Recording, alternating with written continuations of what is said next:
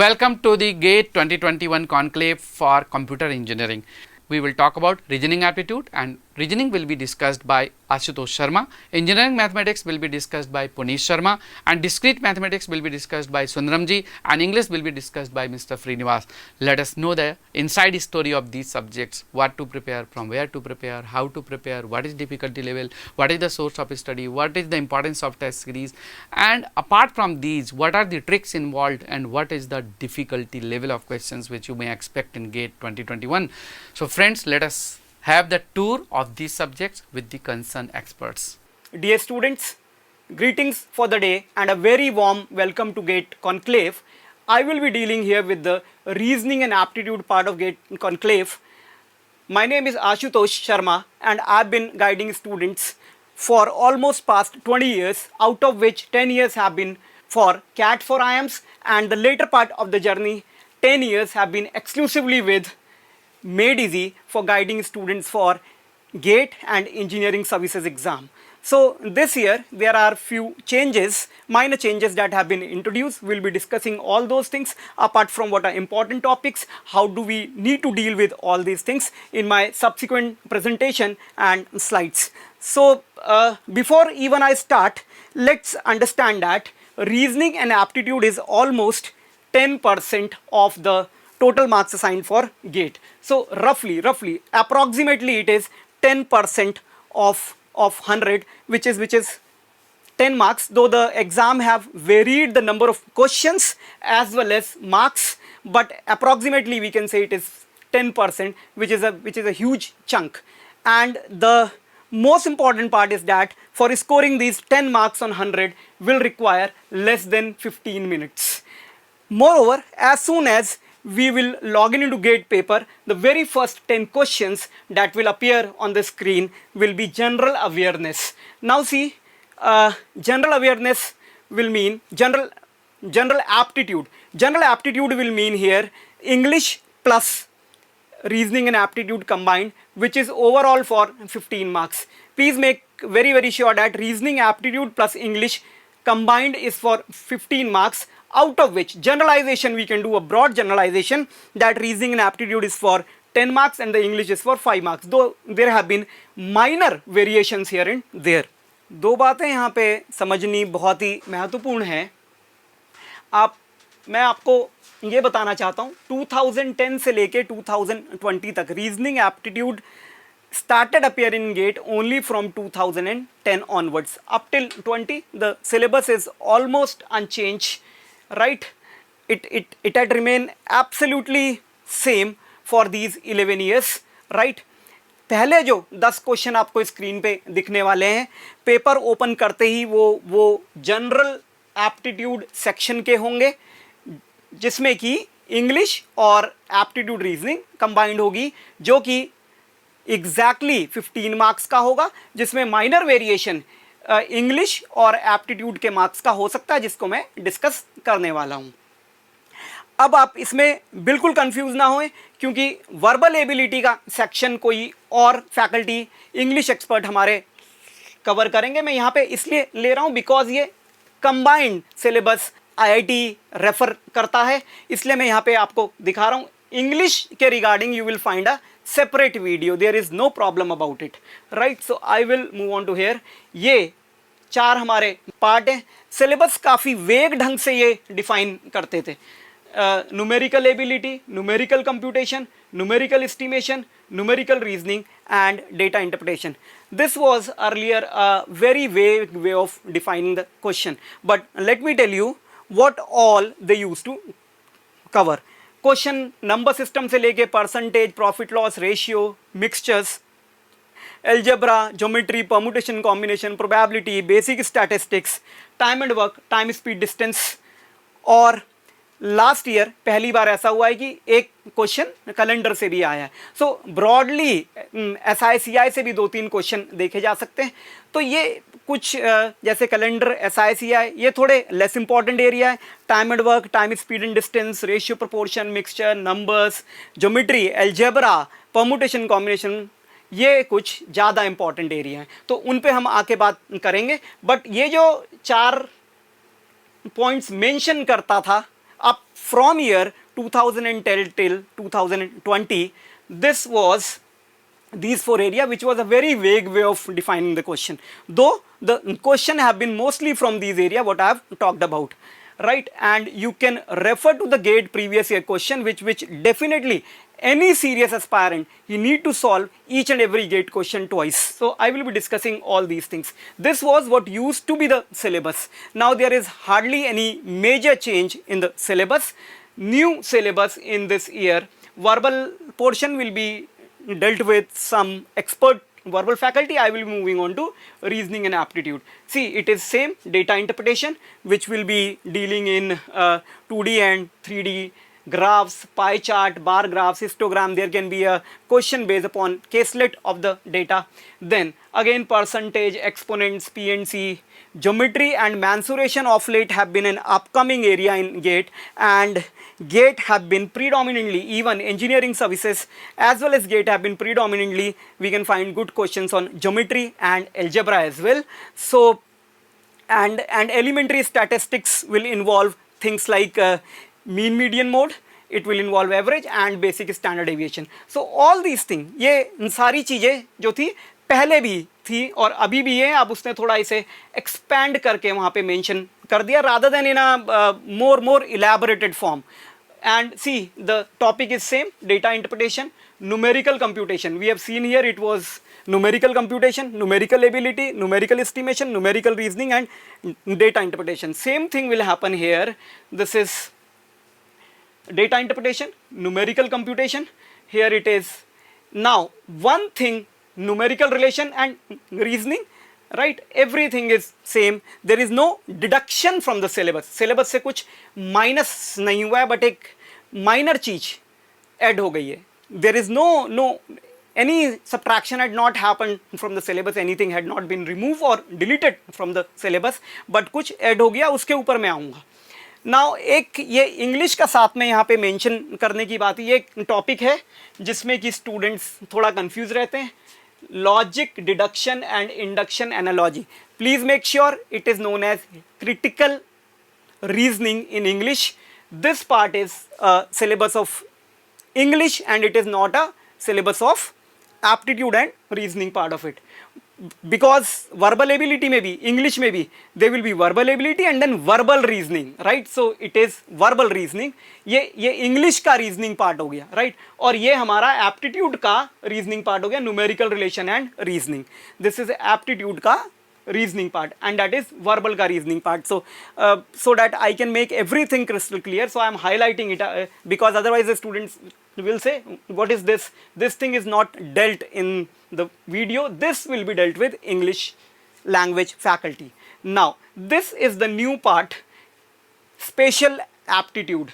This is the new part that have been introduced, though some part of it have been asked in GATE earlier in form of geometry, where they have done something about rotation. They have asked folding and formation of 3D objects. They have already few questions of this type, but there is something minor new thing that I am going to highlight here. Spatial aptitude will mean spatial will mean dealing with the space. So that means there will be figures,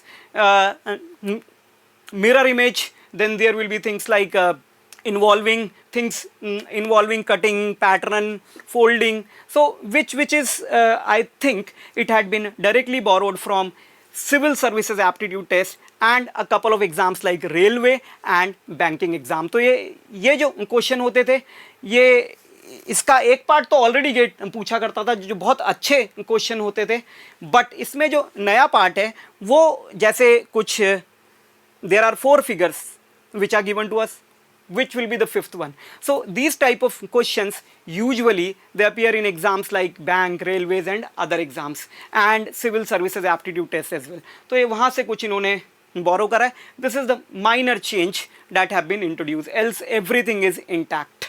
Now this is the added topic, spatial geometry. I have already told you spatial will means regarding to the space, means whatever is drawn, and so the what will be the folded figure look like, what will be the mirror image of this figure and all these things. Though a part of it have been already covered in solids which we have which we usually discuss in class, but the new part will be this. Let's move on to here. This is the only minor change that had happened here. देखिए syllabus से हटा कुछ भी नहीं है, क्योंकि वो चारों बातें हो, numerical estimation, numerical computation, data interpretation and numerical reasoning, जो वो बोलता था वो वैसे ही इंटैक्ट है. तो सिलेबस से रिमूव कुछ भी नहीं हुआ. क्या ऐड हुआ है? थोड़ा सा छोटे and you don't worry about this area, because usually what we have seen CSAT में या इधर उधर अगर आप किसी भी एग्जाम में देखेंगे, the questions from this topic are mostly very common sense based, and no special training will be required for it. Though I will largely cover all these things in my lectures, that will not be an issue. Or you can refer to those who are not made easy classroom student, तो वो CSAT के paper में से ये section देख सकते हैं. वो बैंक और रेलवेज इस टाइप के एग्जाम में जहाँ पे फिगर बेस्ड क्वेश्चन आते हैं, वहाँ से इसको थोड़ा चेक कर सकते हैं. इसमें कोई चीज़ रोटेशन हो रहा है 45 डिग्री से क्लॉकवाइज या एंटी क्लॉकवाइज, 90 डिग्री से क्लॉकवाइज और एंटी क्लॉकवाइज रोटेशन हो रहा है, कुछ इस टाइप का हम ऑलरेडी डायरेक्शन में भी डील करें. Anything which is related to space will be known as space, means we are occupied by the space everywhere. So anything that deal with the space, उसे हम special aptitude, right? So इसमें कोई बहुत ज़्यादा परेशान होने की बिल्कुल भी ज़रूरत नहीं है. This is a very minor thing. और ये क्वेश्चन जो होगा वो बहुत ही कॉमन सेंस बेस्ड क्वेश्चन होने वाले हैं. No hard and fast very strong idea of the concept will be required, right? It's a mere test of visualization plus a bit of logical thinking. So and remove topics are none. So ये याद रखेंगे, जो gate के previous year questions हैं वो हमारे लिए बहुत इंपॉर्टेंट रहेंगे. प्रत्येक क्वेश्चन को आपको कम से कम 2 बार आप उनको करेंगे, क्योंकि वहाँ से आपको आइडिया मिलेगा what type of questions they have asked. And I will be covering few questions here. उसके अलावा मैं यहाँ पे कुछ इंपॉर्टेंट टॉपिक्स भी बताऊँगा, बट मेरी हमेशा आपको एडवाइस है, you go through the complete list of the topics that have been mentioned in the workbook. Do not leave any topic, because the way the cutoff have skyrocketed, at least in mechanical engineering, so you cannot leave anything unchanged. So leave no stone unturned. जम के आप मेहनत करिए. और सबसे अच्छी बात जो है कि ये जो आपको तकरीबन, मैं मार्क्स पे भी आऊँगा, क्या वेटेज है, तकरीबन जो मैंने कहा 10 मार्क्स का एप्टीट्यूड है, ये आप 15 मिनट्स में स्कोर कर सकते हैं. That means there is a high dividend. With respect to time we are getting 10 marks approximately in less than 15 minutes, and if we include English, so roughly 20-22 minutes maximum you can get complete 15 marks in 20-22 minutes, or maximum in 25 minutes, which will be very less as compared to the any other core technical syllabus. तो 2 बातें हमको mainly समझ में आई. Reasoning aptitude तकरीबन 10 marks का आता है, 10% हो गया पेपर का. कुछ उसमें 2 मार्कर होंगे, कुछ उसमें 1 मार्कर होंगे. और मेन बात, इनको करने के लिए जो हमें टाइम चाहिए वो हमें बिल्कुल 15 मिनट में, इनको within 15 minutes we should be able to manage it. And it is reasonably very fair, very simple, because course भी जो है वो काफ़ी रिस्ट्रिक्टेड है. तकरीबन 20-25 मेजर टॉपिक होते हैं जिनसे कि ये सारी चीज़ें कवर हो जाती हैं.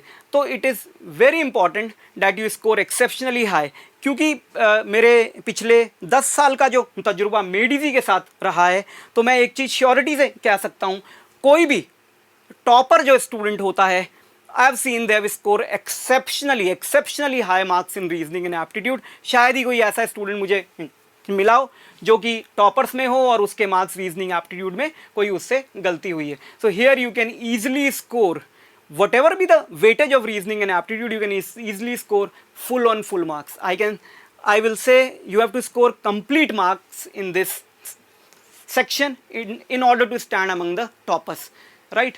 मेरे बच्चे, अब मैं इसके वेटेज पे आ जाता हूँ. 2010 till 2013 reasoning and aptitude had been for 9 marks. What was the division?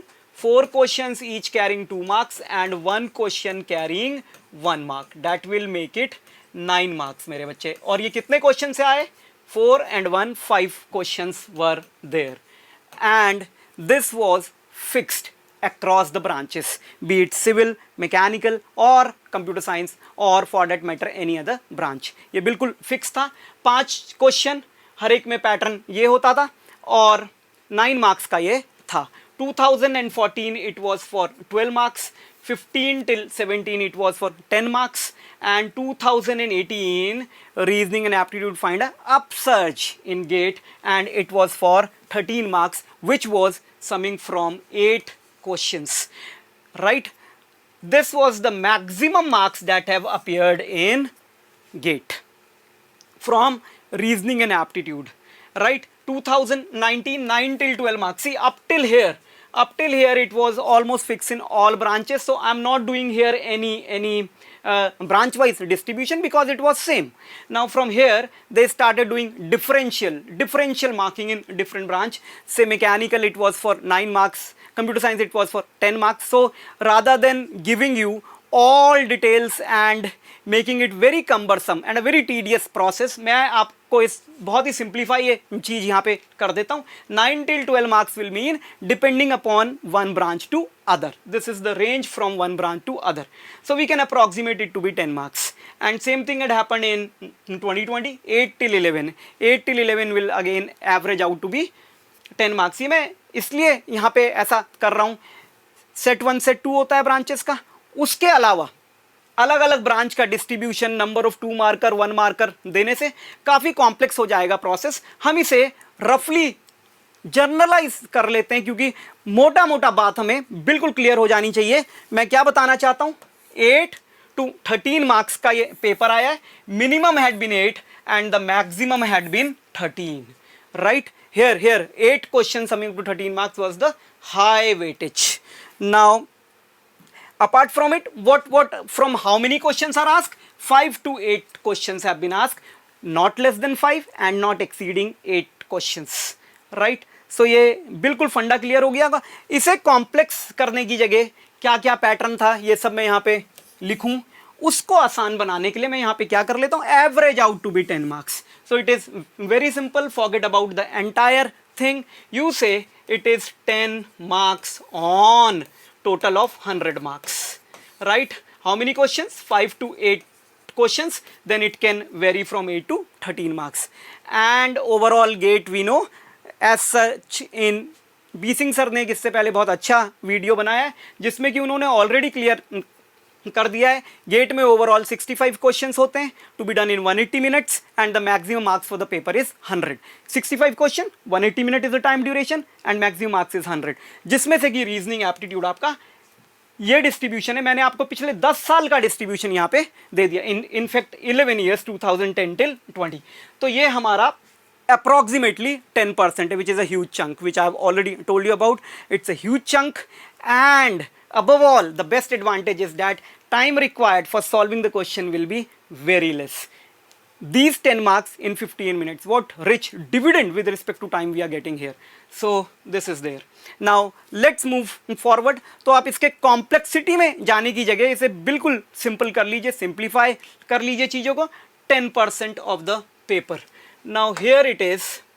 Let's move on to I hope the point is absolutely fair enough, right? Now let's understand what type of questions are asked and how we need to go about it, right? So I will take you towards some GATE question. Here is a GATE question.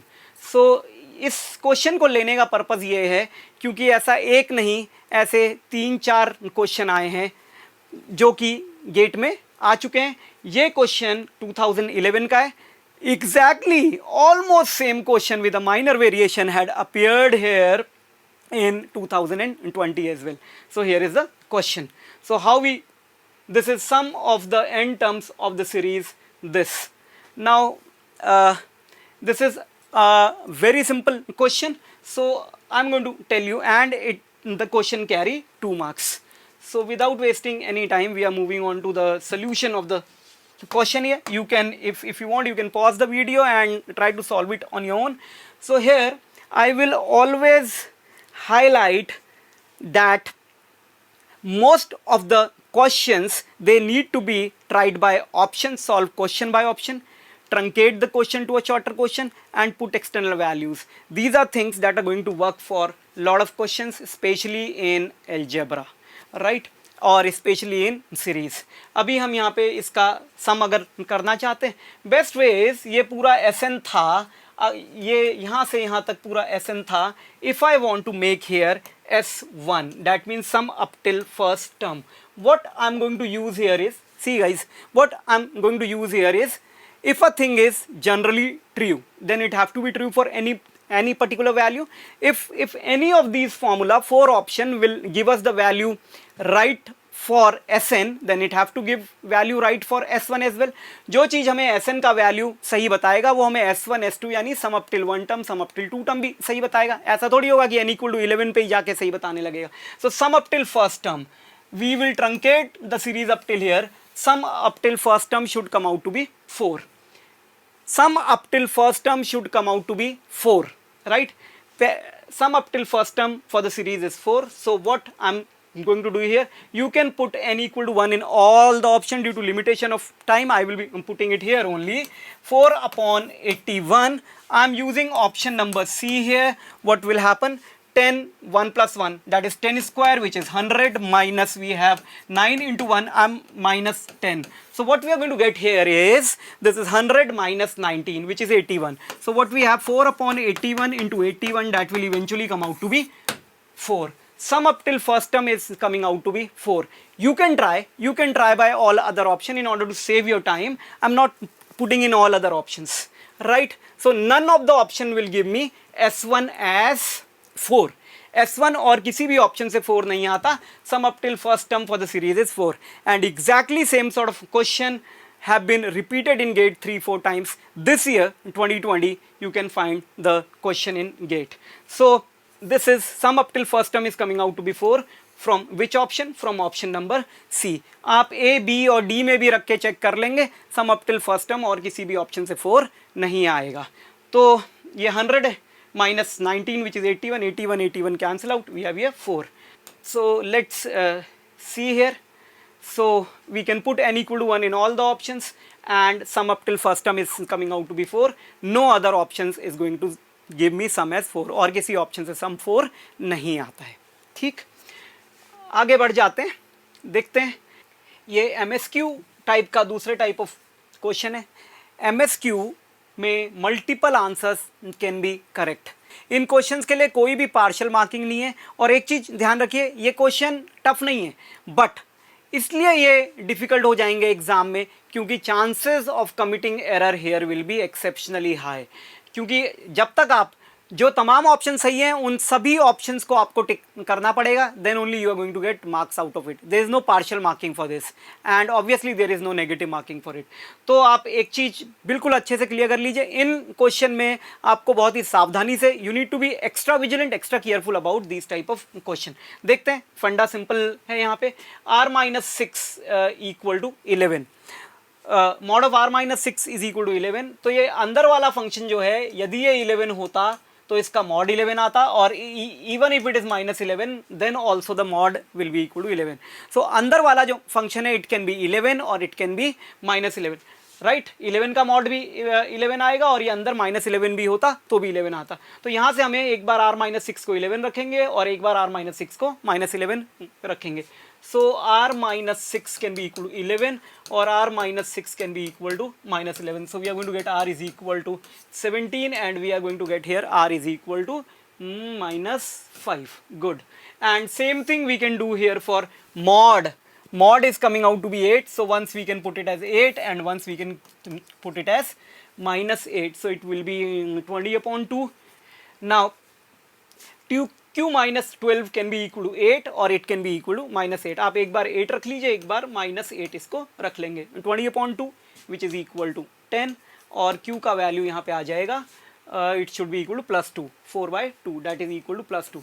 तो मेरे बच्चे यहाँ पे q के 2 value आए और r के 2 value आए. सो हमें अब यहाँ पे क्या करना है, हमको Q अपॉन R यहाँ पे फाइंड आउट करना है। तो Q can be done in 2 ways, R can be done in 2 ways। Q upon R कर लीजिए, 10 upon 17 will be the one value, another value will be equal to 10 upon -5। बेटा ध्यान दीजिए, 10 upon -5 that is equal to -2, and then Q upon R can be 2 upon 17 and Q upon R that is equal to -2/5। नीचे -5 है, कोई बात नहीं, उसे नीचे लगाएं ऊपर लगाएं उससे कोई फर्क नहीं है। This is 2 upon -5 which is -2/5। Now we need to look for minima and maxima. So what is minima? -2 is obviously the minima. ये वैल्यू बड़ी है -2 से, कंफ्यूज मत होना बिल्कुल भी। So minima is -2। Now be careful, that is also asking about the maxima. ये नहीं आगे बढ़ जाएंगे ए को मार्क करके, तो इन क्वेश्चंस में थोड़ा सा विजिलेंट होने की जरूरत है। Questions will not be tough but they are very chances of committing error here will be high। तो एक बार यहाँ पे देख लेते हैं। मैक्सिमा वैल्यू ऑब्वियसली 10 अपॉन, तो ये हमारा क्या आ गया, ये हमारा आ गया है वैल्यू जो कि मैक्स है, और ये हमारा वैल्यू क्या आ गया है जो कि मिन है। तो मैक्स वैल्यू क्या आ रहा है, 10 अपॉन 17 इज मैक्स वैल्यू, और ये -2 इज मिन। कंफ्यूज मत होना, नंबर लाइन में जितना नंबर लेफ्ट में होगा वो उतना छोटा होता है। -2 इज श्योरली लेस देन -2/5। ये कंसेप्ट में बिल्कुल गलती नहीं होनी चाहिए। So A and D have to be correct here, and will get marks only when will mark A and D, then only will get marks for it. ऐसे नहीं ए mark कर दिया तो जो भी अलॉटेड मार्क्स है उसका आधा मिल जाएगा। No, there is no partial marking in this, and please make sure that you need to be extra careful about these type of questions। Question के कंसेप्ट में कोई चेंज नहीं होने वाला है, कंसेप्ट जो हैं वही रहेंगे, बट इन क्वेश्चंस में we need to be very careful about that multiple answers can be correct.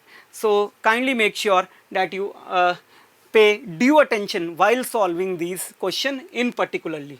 ये पहली बार इंट्रोड्यूस हुआ है MSQ, जैसे कि बी सिंह सर ने अपने वीडियो में भी बताया, और आपको गेट का जो डॉक्यूमेंट है उसमें भी मेंशन है। So I hope we are absolutely clear about it. So here I am solving 10 and -5 and 10 and 2, and what we have done, we have calculated the two values, right? तो मेरे ख्याल से इसमें कोई किसी को भी दिक्कत नहीं होनी चाहिए। एक क्वेश्चन और कर लेते हैं, क्योंकि कुछ पार्ट जो वो नए सिलेबस में एक छोटा सा उसने पोर्शन लिखा है, ऐसा नहीं, उसमें कुछ पार्ट जो है ऑलरेडी आता भी रहा है। So it is not that they have already asked question based upon few rotation of solid and few folding of the paper. These are good variety of question which have been already done, but relatively simpler easy variety they are going to introduce from this year, which have been borrowed from exam like CSAT and various other exams like bank and figure based questions. Now here it's a good question. We'll see, from a circular sheet of paper of radius 30 centimeter, a sector of 10% is removed. If the remaining part is used to make a conical surface, then the ratio of the radius and the height of the cone. Here lies the question. Now we know area of the complete circle is pi r square. So what I'm going to do here, it is pi into r square. Radius is 30. 900 pi was the original area of the circular sheet. बहुत अच्छे से बेटा इसे समझ लीजिए, अच्छा example है एक, और it had appeared in GATE, in EC, and the year being, everything is mentioned here. Once I will remove this, you will be able to see it's a previous GATE question from 2015 I think. Now this is the area of the circular sheet. A sector of 10% have been removed. If a sector of 10% have been removed, that will mean we need to do this area reduction by 10%. In percentage we already know how to reduce a value by 10%. We multiply it by 0.9. This is the available area. Earlier the area was 900 pi. Now it had been reduced to 810 pi. Right? This is the area. How we can see it? This is a circular sheet, and a 10% area have been taken out from here. Right? 10% area have been taken out from here. That means a reduction of 10% have happened here. This is what is available to me now. Right? This is the area which is folded to form a cone. This is folded to form a cone out here. So this area, which is the available area now, this area is forming a cone. what area of the cone? The curved surface area of the cone. See, it's an open cone. There is no base here, so it is forming the curved surface area of the cone. Once again, make sure complete area of the circular sheet was pi r square. It had been reduced by 10% because 10% is thrown away, taken out. This area will now form the lateral surface area of the cone. So lateral surface area of the cone will be pi r and L. Pi r and L. Let's see here. अब मैं आपको L का एक बार समझा देता हूँ. L जो पहले सर्कुलर शीट का रेडियस था, मेरे बच्चे ध्यान से देखेंगे, जो कि पहले सर्कुलर शीट का रेडियस था. मेरे बच्चे सर्कुलर शीट का रेडियस कितना था? 30 जो सर्कुलर शीट का रेडियस था वो अब यहाँ पे क्या बना रहा है मेरे बच्चे? Slant height of the cone बना रहा है. अच्छे ढंग से यहाँ पे देख लेंगे, जो यहाँ पे सर्कुलर शीट का रेडियस है 30, अब वो कोन के लिए क्या बना रहा है? Slant height of the cone बना रहा है. फिर देख लीजिए, the earlier radius is now forming the slant height for the cone, so which is 30. what will happen? This 30 and 30 is going to cancel from either hand side, so 130 will cancel out, pi and pi is obviously going to cancel out. So what I am going to do now, capital R, that means the radius of the cone. याद रखना, बाएं हाथ में क्या रख रहा हूं? Circular sheet से जो हटा दिया है, अब ये सेक्टर बन गया, उसका एरिया इतना था, और ये कोन का क्या बनाता है मेरे बच्चे? ये कोन का लेटरल सरफेस एरिया बनाता है, जो पाई आर एल होता है. और एल क्या आई हमारा? 30 आई. जो पहले रेडियस था वो स्लांट हाइट का काम कर रहा है. सर्कुलर शीट का रेडियस कोन के स्लांट हाइट का काम कर रहा है. तो आर की वैल्यू हमारी आ गई 27. राइट, आर की वैल्यू अगर हमारी यहाँ पे 27 आई, let me draw a cone here. So this is a cone. The value of R is coming out to be 27. This value is obviously equal to 27. Slant height is already equal to 30. Slant height for the cone, which is in yellow color, so I will use the same color code here, 30. अब मेरे बच्चे यहाँ से हम height का value जरूर निकाल सकते हैं. ये हाइट मान लेता हूँ वाइट कलर में. देखो, रेडियस ऑफ द कोन हमने अभी कैलकुलेट करा, कितना आया? 27. स्लांट हाइट हमारी कितनी थी? 30. और अब हाइट आ जाएगी मेरे बच्चे, पाइथागोरस में कोई प्रॉब्लम नहीं है किसी को, which is 30 square minus 27 square root over that.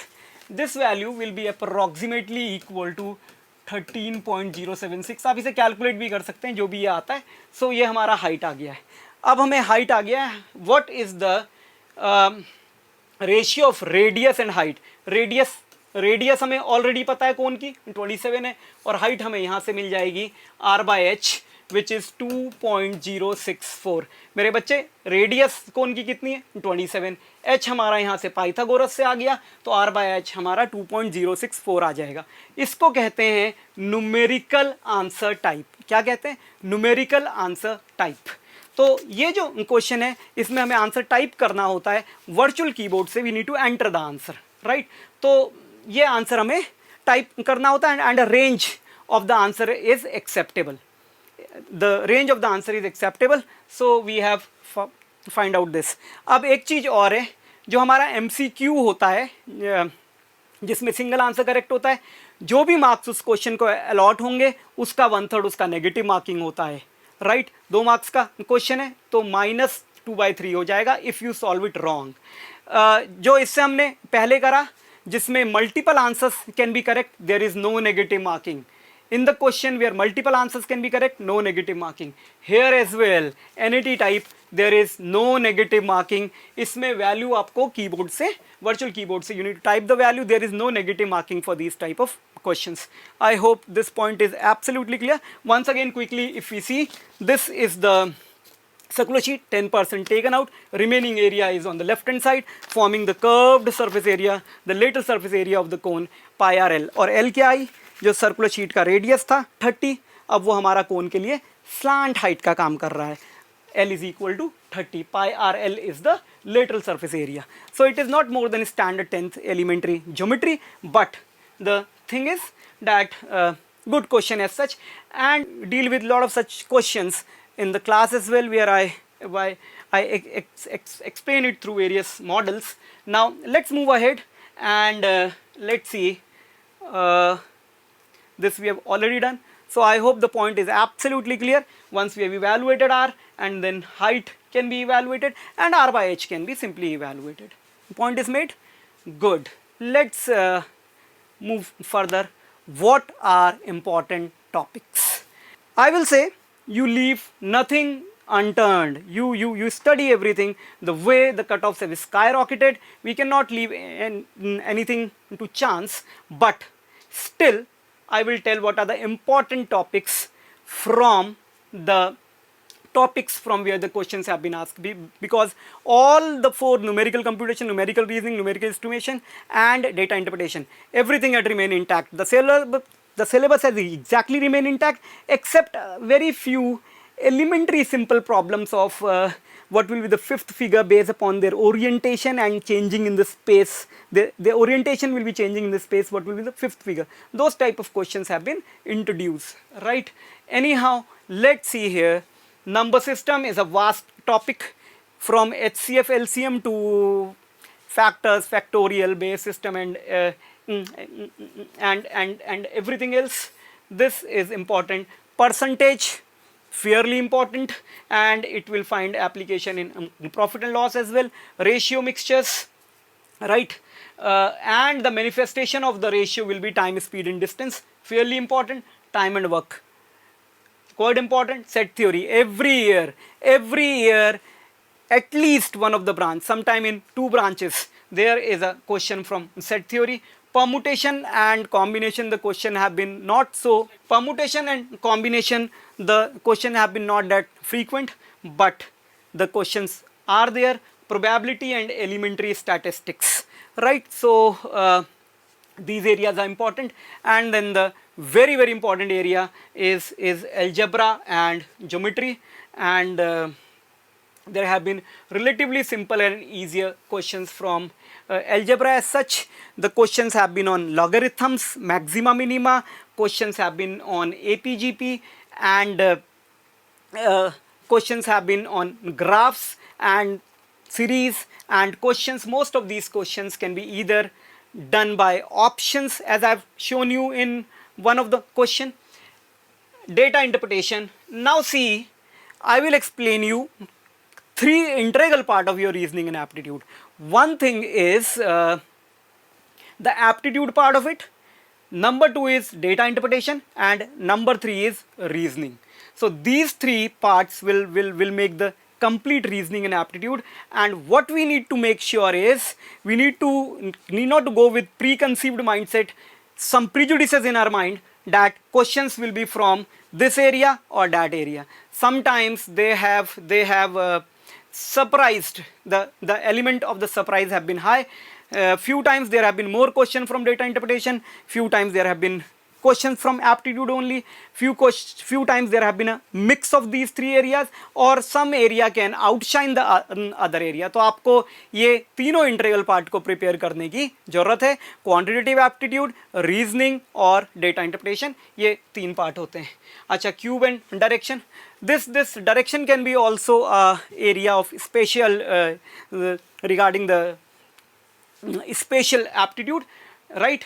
And then the new part of the syllabus, which will be relatively simpler questions, which will be also dealing in the class as well. Else everything had almost remained unchanged. There are a couple of other topics like SICI and calendar past 11 years there have been only one question. SICI there have been only 4 questions in past 11 years. So these are less important topics, but I'm saying you need to solve each and every topic, right?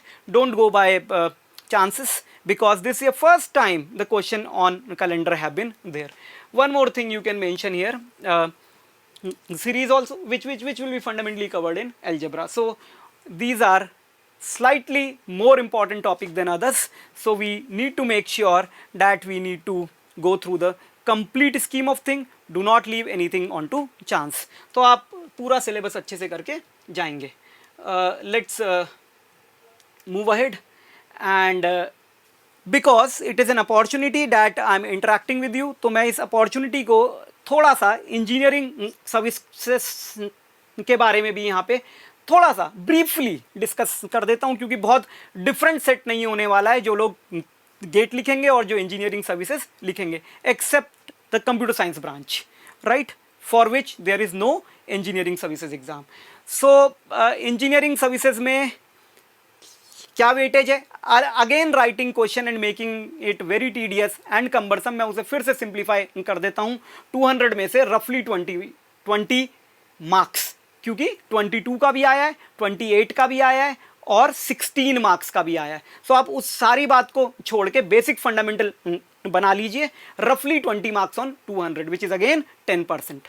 तो gate और engineering services में weightage क्या है? रफली 10%, right. अगली बात, what is the difference in the syllabus? I have already written. No major difference, almost 95 to 100% same. They are almost virtually they are same. There is no major difference as such.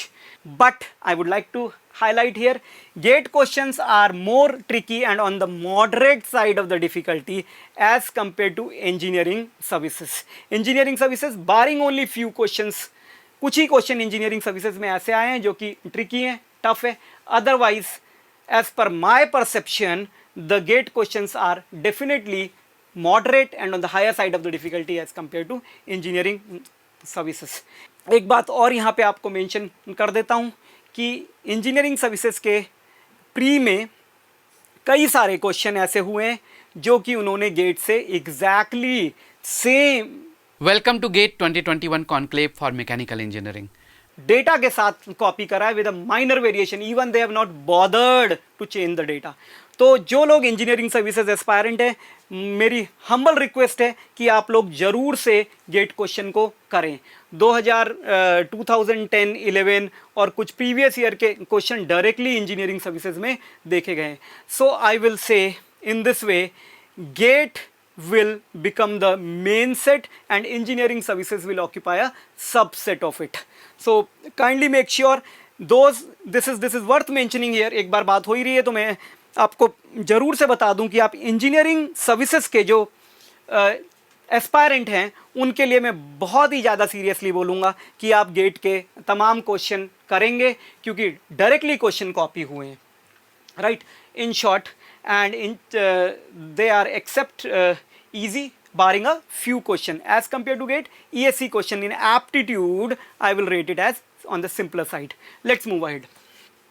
Now obviously what needs to be referred, कहाँ से हम तैयारी करें? So जो मेडिजी के student है वो मेडिजी की बुक्स को फॉलो करेंगे और जो मेडिजी नॉन मेडिजी स्टूडेंट्स हैं उनके लिए भी मैं यहाँ पे डिस्कस करता हूँ. पहली चीज़, MEDISI workbook is must for MEDISI student.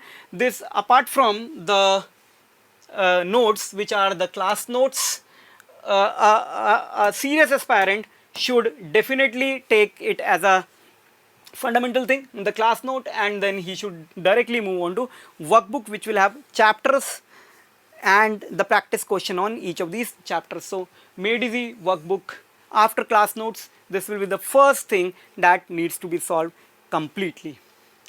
GATE and ESC previous year papers definitely, and I will say GATE questions are good questions. Some of the questions have been on the moderate side of the difficulty, and these questions are the questions that are going to decide the merit, because easy question everybody will be solving, and if by chance any particular question is exceptionally difficult, then it have to be left by the most of the students. So moderate questions decide the merit.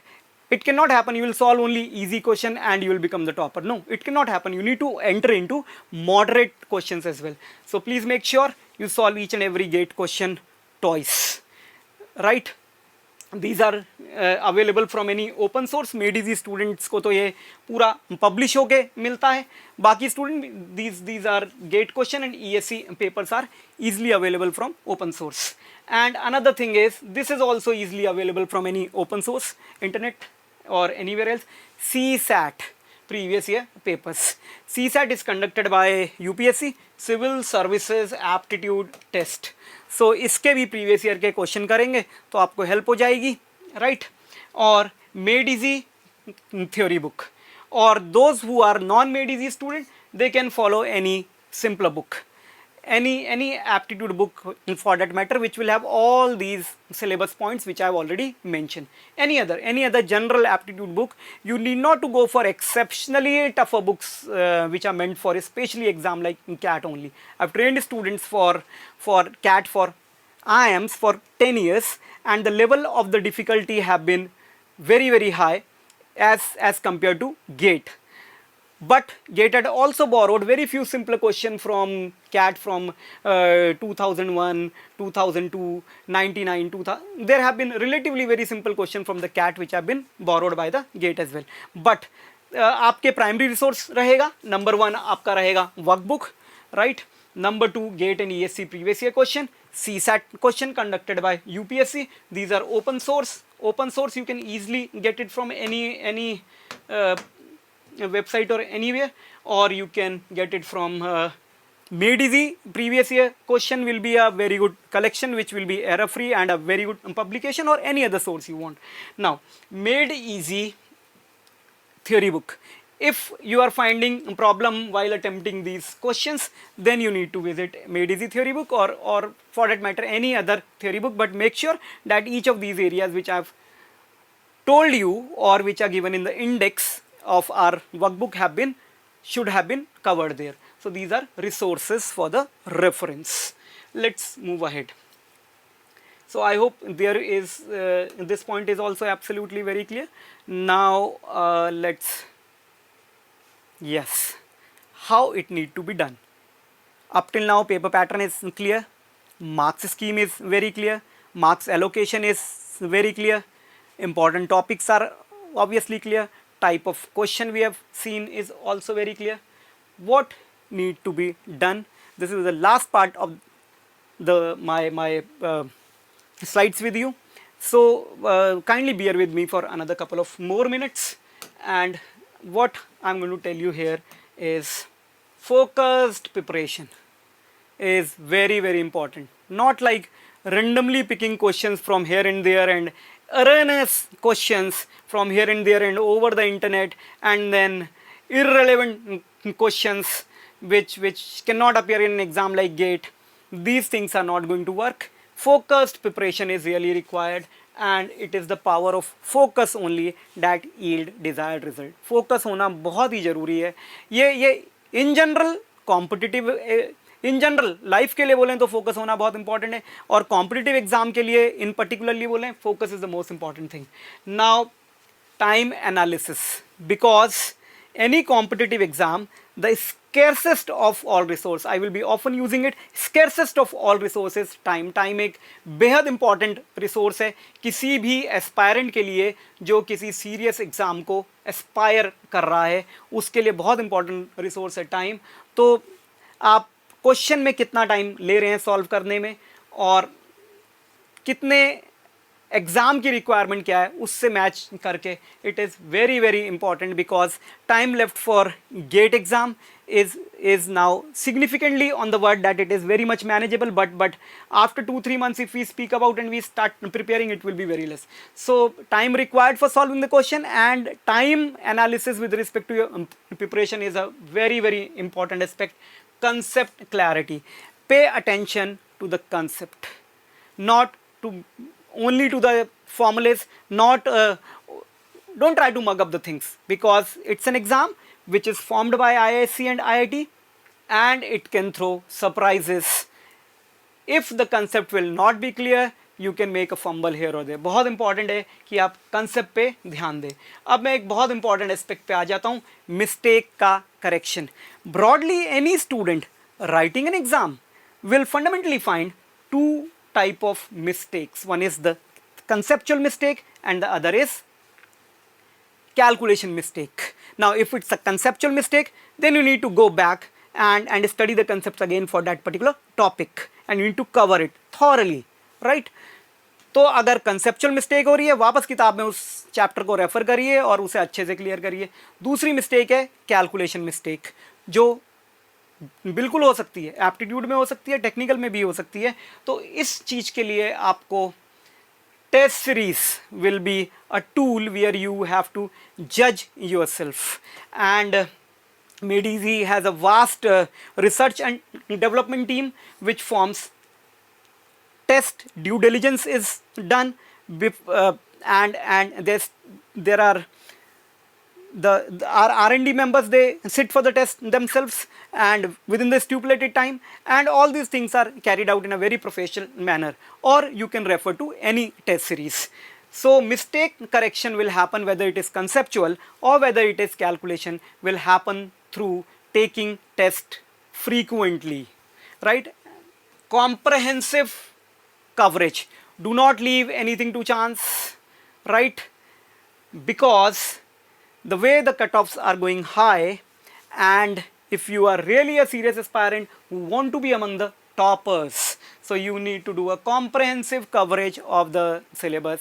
Don't look for shortcuts here and there, right? Like covering a part of syllabus and then not leaving aside the few things. So comprehensive coverage of the subject needs to be done. और ये एक बहुत important बात है, analytic और logical thought process को develop करना है, बिल्कुल चीज़ों को क्रैम नहीं करना है, मगअप नहीं करना है, thought process have to be generated. मैं कई बार ये बात करूँगा कि आप एक पुरानी कहावत है कि आप व्यक्ति को मछली दीजिए तो आपको हर बार उसे मछली पकड़ के देनी पड़ेगी. So rather than doing all this thing, the way we try to do it is you teach him the art of fishing, right? तो आपको भी ये जो स्टूडेंट सेल्फ प्रिपरेशन कर रहे हैं उनके लिए भी बहुत इंपॉर्टेंट है कि आप उस आर्ट को, सवाल को कैसे पकड़ना है, उसमें लॉजिक और एनालिटिक जो इन्वॉल्व है. एनी गुड पेपर, आप कोई भी पेपर ले लीजिए, चाहे वो गेट हो, चाहे वो यूपीएससी का कोई भी पेपर हो, या वो CAT for IIMS हो, or be it IITJEE हो, any exam will look for surely the most important quality, analytic and the logical bent of mind is essentially a very, very important characteristic which is looked in an aspirant by any of the exams, across the exams. So make sure you need to develop it. So you need to develop the art of problem solving, art of fishing, rather than cramming the formula one by one and catching one fish. No, you will learn to art, need not to be dependent upon others for it. You need to develop an art of problem solving, right? And practice is going to be of immense help in this. So this is how this exam can be aced. And please make sure reasoning and aptitude एक बहुत ही high scoring area है और इसमें mistake के कोई chances नहीं रखने हैं. पूरा प्रयास करेंगे कि आप इसमें, अगर ये 9 मार्क्स का आता है, 10 मार्क्स का आता है, 12 का आता है, जितने भी मार्क्स का आता है, देखो भाई मैं एंड भी इसी चीज़ से करूँगा. Reasoning aptitude plus English both are for 15 marks. If reasoning aptitude is 9, English will be 6. If reasoning aptitude is 13, then English will be 2. So this complete set is for 15 marks. I've dealt with reasoning and aptitude part of it. Some other expert faculty will be dealing with the English part of it. तो आप बहुत अच्छे से इस बात को दिमाग में बिठा लीजिए कि आपको पूरा इस सेक्शन में, रीजनिंग और एप्टीट्यूड में, क्योंकि एक नहीं, several hundred of students, they message every year that they have got complete marks, and it is very much feasible because the course is limited and the questions are also on the moderate side of the difficulty. And third important point, the questions are relatively less time consuming, so it's a high dividend area with respect to time as well and with respect to weightage as well. So please make sure that you score complete marks in this. Those were classroom students, they will always keep on getting inputs from our side. Those who are non-classroom students, please make sure you follow these, and surely each one of you has ability that definitely you will be able to score complete marks without any minor mistake here or there, right? And I, on behalf of entire MADEZ team, we are working hard for you people, and will make sure that we keep on providing valuable information, videos, and will try to cover everything. Thank you so much for your valuable time in viewing this presentation. हम लोग अब engineering mathematics के बारे में discussion करेंगे, लेकिन discussion start करने से पहले मैं अपने बारे में आपको ज़रा सा बता देता हूँ। मेरा नाम डॉक्टर पुनीत शर्मा है और मैंने मैथमेटिक्स में पीएचडी किया हुआ है और मैं आपके मेडीजी में इंजीनियरिंग मैथमेटिक्स और एप्टीट्यूड की परमानेंट फैकल्टी हूँ। वैसे मेरा गेट के एक्सक्लूसिवली गेट पढ़ाने का जो एक्सपीरियंस है वो लगभग 8 ईयर्स का है। ओवरऑल 15 ईयर्स से मैं टीचिंग कर रहा हूँ, लेकिन गेट एक्सक्लूसिवली मैंने 8 ईयर से पढ़ाना स्टार्ट किया हुआ है।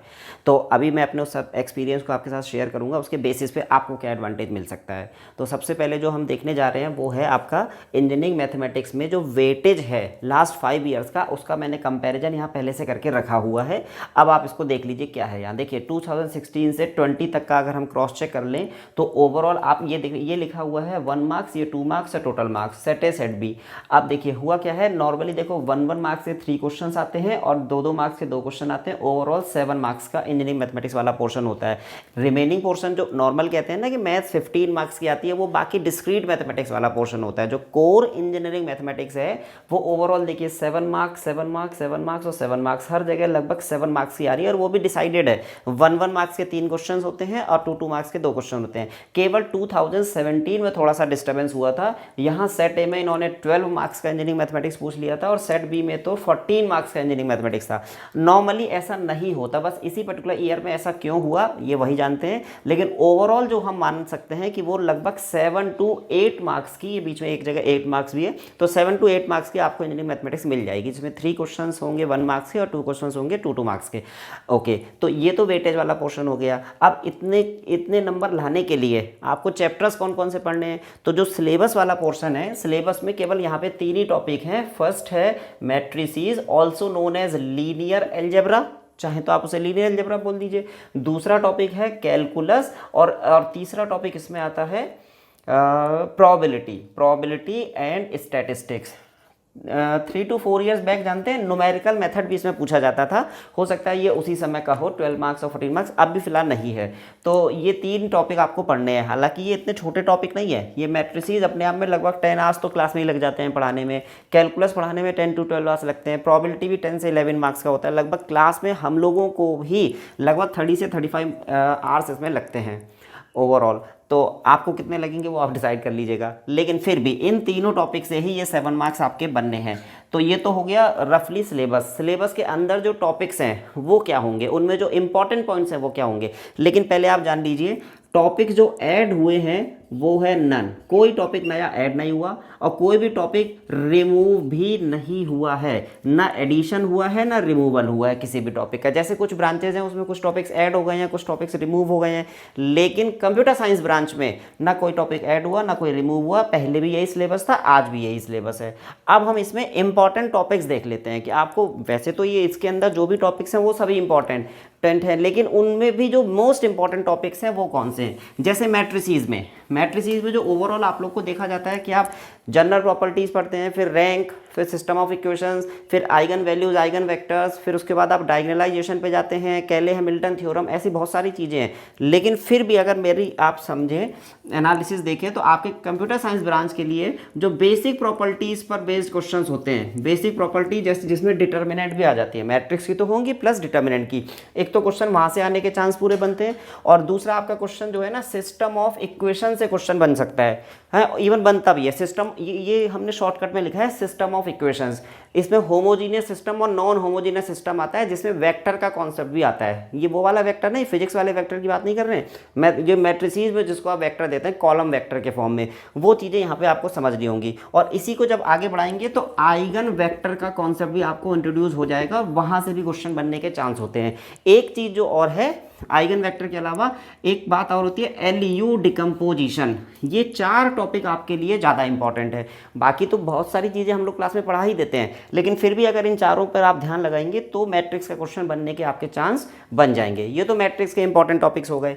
अब दूसरा आता है कैलकुलस। कैलकुलस के इंपॉर्टेंट टॉपिक्स कौन से होते हैं, जैसे पहला ही चैप्टर है लिमिट, कॉन्टिन्यूटी एंड डिफरेंशिएबिलिटी। लेकिन आप करेंगे क्या उसमें, केवल अगर आप लिमिट वाला पोर्शन कर लेते हैं, ये मैं CS ब्रांच की बात कर रहा हूँ, यहाँ मैंने लिख दिया कंप्यूटर कंप्यूटर साइंस, तो कंप्यूटर साइंस की ब्रांच के लिए कॉन्टिन्यूटी और डिफरेंशिएबिलिटी में ना भी जाएं, लिमिट को अच्छे से प्रिपेयर कर लें तो चांस है कि आपका क्वेश्चन बन जाएगा। ये 1 मार्क्स का क्वेश्चन होता है, वो भी नॉर्मली 0/0 फॉर्म का ही होता है। अच्छा, इसके बाद फिर एक थ्योरम होती है मीन वैल्यू थ्योरम्स, जिसमें Rolle's theorem, Lagrange's theorem, Darboux theorem, Bolzano theorem, ऐसी बहुत सारी थ्योरम्स होती हैं।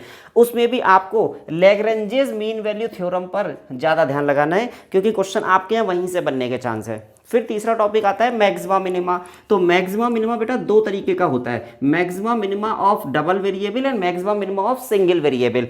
आपके यहाँ जो क्वेश्चन होना चाहिए वो होगा सिंगल वेरिएबल का, डबल वेरिएबल वाला इतना इंपॉर्टेंट नहीं है। हालांकि ऐसा भी नहीं कि कभी आया ही नहीं है, पर ज़्यादातर अगर आता है क्वेश्चन तो सिंगल वेरिएबल का आता है कंप्यूटर साइंस ब्रांच के लिए। जैसे इलेक्ट्रिकल ब्रांच होता तो उसमें डबल वेरिएबल के आने का चांस है, आपके यहाँ सिंगल वेरिएबल बनेगा।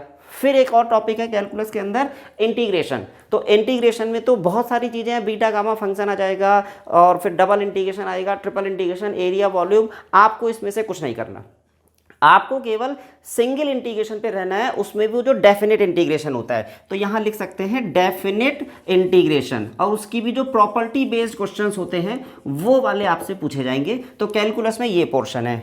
फिर तीसरा टॉपिक है प्रोबेबिलिटी एंड स्टैटिस्टिक्स। अब प्रोबेबिलिटी स्टैटिस्टिक्स भी एक बड़ा टॉपिक है, लेकिन कंप्यूटर साइंस ब्रांच के लिए जो मोस्ट इंपॉर्टेंट है वो एक तो है जनरल प्रॉपर्टीज, ये तो हमेशा ही पूछी जानी है, मतलब एडिशन थ्योरम, मल्टीप्लिकेशन थ्योरम पर।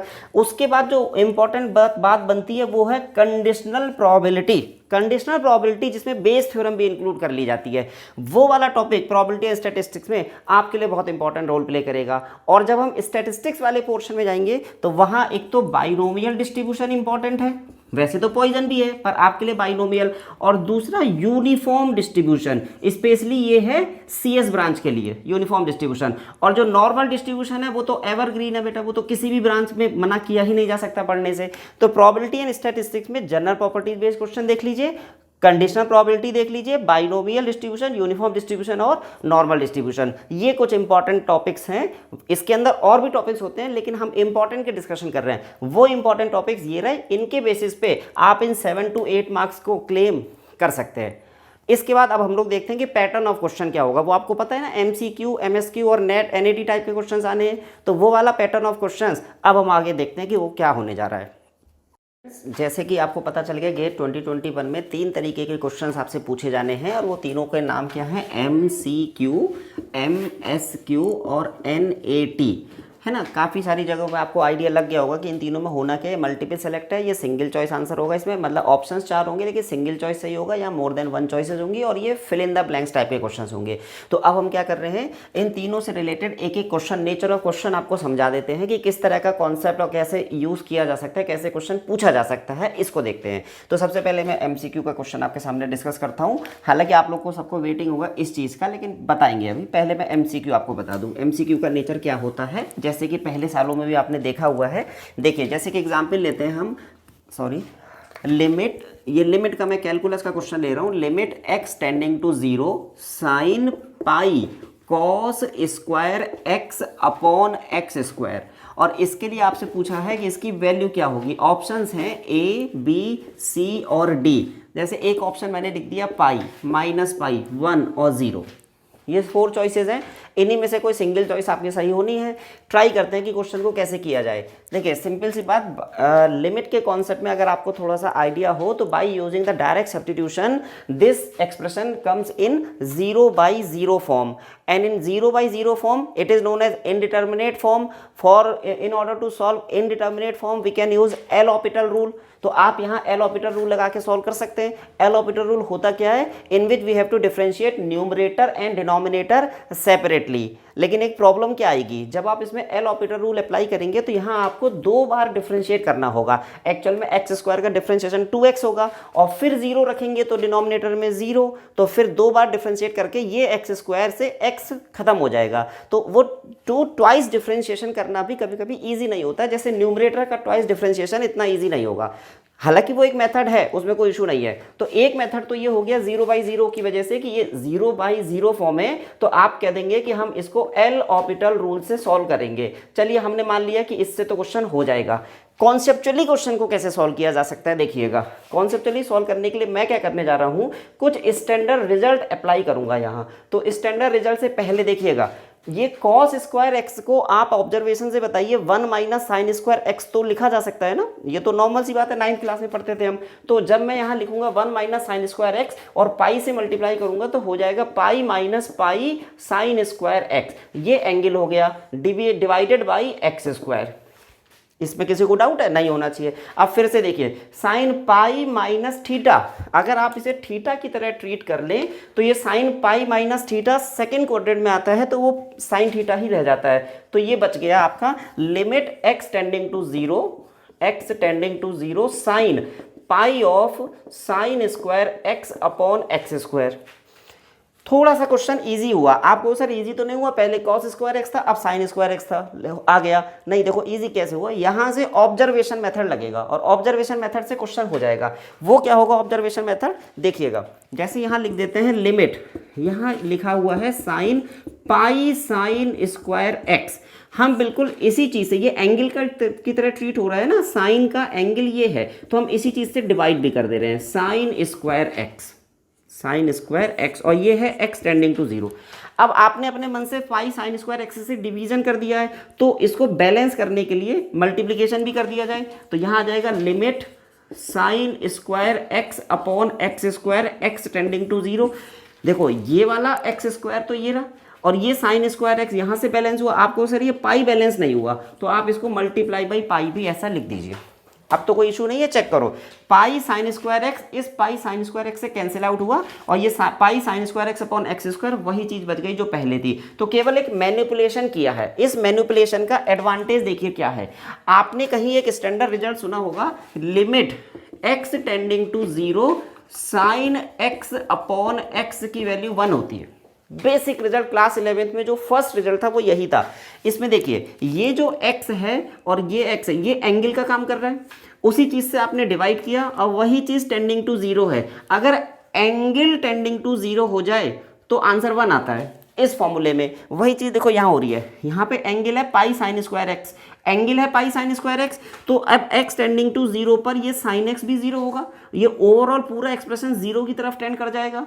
कहा था जब एंगल टेंडिंग टू जीरो हो और डिनोमिनेटर में भी एंगल से डिवाइड हो तो इसको 1 लिखा जा सकता है। उस स्टैंडर्ड रिजल्ट से आपने इसे 1 मेंशन कर दिया। दूसरी चीज देखिए इसका आंसर क्या हो सकता है, इसमें हम थोड़ा सा चेंज कर दें, अगर इसमें नेक्स्ट स्टेप में इसको पावर में ले जा सकते थे। देखिए क्या हुआ sign square x upon x square, और अब ये क्या है आप जानते हैं इसकी वैल्यू 1 और स्क्वायर इनटू पाई, ओवरऑल सोल्व करोगे तो देखो पाई आ गया। सिंगल चॉइस आंसर था पाई था। हम मानते हैं कि ये एल ऑपिटल से हो जाएगा, लेकिन कभी कभी एल ऑपिटल रूल इतना इजी नहीं होता, इसलिए ये कॉन्सेप्चुअल मेथड को अगर आप फॉलो करेंगे तो जरा एनालिसिस के पॉइंट ऑफ व्यू से आपका ब्रेन ज़्यादा डेवलप होगा और एग्जाम में भी अलग से किसी तरीके से सिली मिस्टेक होने के चांस बहुत कम हो जाएंगे, क्योंकि ये तो एक ट्रिक है और ये उसके पीछे का कॉन्सेप्ट है। उम्मीद करता हूँ कि एमसीक्यू आपको क्लियर हो गया कि कैसा है, पहले सालों में भी ऐसा ही होता रहा है। अब हम जा रहे हैं एमएसक्यू। एमएसक्यू मतलब मल्टीपल सेलेक्ट क्वेश्चन। ये मैंने एक प्रोबेबिलिटी का क्वेश्चन आपके सामने पहले से लिख दिया है। अभी थोड़ी देर पहले एक कैलकुलस का क्वेश्चन कराया था जो एमसीक्यू टाइप का था। अब की बार मैंने एक प्रोबेबिलिटी का क्वेश्चन ले लिया। थोड़ा प्रोबेबिलिटी को लोग टफ मानते हैं ना, ऐसा कहते हैं कि प्रोबेबिलिटी बहुत टफ होती है, तो मैंने इसलिए सोचा कि लाइए एमएसक्यू टाइप का क्वेश्चन बना दूँ, वो भी प्रोबेबिलिटी से, जो टफेस्ट में भी टफ हो जाएंगी चीज़ें और आपको एक आइडिया लग जाएगा। देखिए क्वेश्चन पहले से लिखा है, इसको समझिएगा क्या है। ये दिया हुआ प्रोबेबिलिटी ऑफ एक्स है 1/3, probability of X upon Y, ये X upon Y stands for conditional probability. Conditional probability इसको रीड कैसे करते हैं, probability of X, sorry conditional probability of X when Y has already occurred, it is given as 1/2। Similarly the conditional probability of Y when X has already occurred is 2/5। उस situation में कह रहे हैं इन सब की वैलिडिटी चेक कीजिए, तो इसका मतलब आपको 1 by 1 चेक करना है। जो जो सही आएंगे वो आपके टिक लगते जाएंगे। सिंगल चॉइस आएगा तो एमसीक्यू है और अगर ए मोर देन 1 चॉइस आ गया तो एमएसक्यू है। ट्राई करते हैं, देखिए कैसे। जैसे आपके सामने एक इन्फॉर्मेशन है एक्स अपॉन वाई, आपने क्लास 12th में ऐसा सुना होगा कंडीशनल प्रोबेबिलिटी का जो स्टैंडर्ड फॉर्मूला होता है वो है probability of x intersection y upon probability of Y.